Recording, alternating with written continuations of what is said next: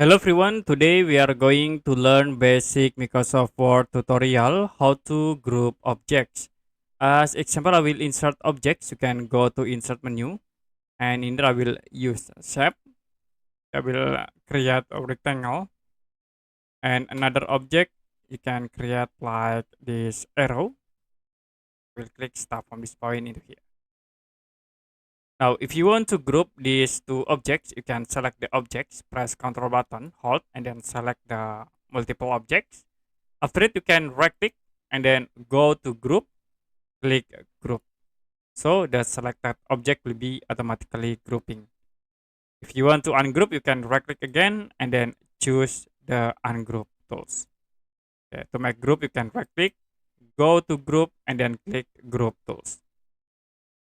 Okay, that's it for basic because of Word tutorial, how to group objects. If you have any question about tutorial, you can comment below this video.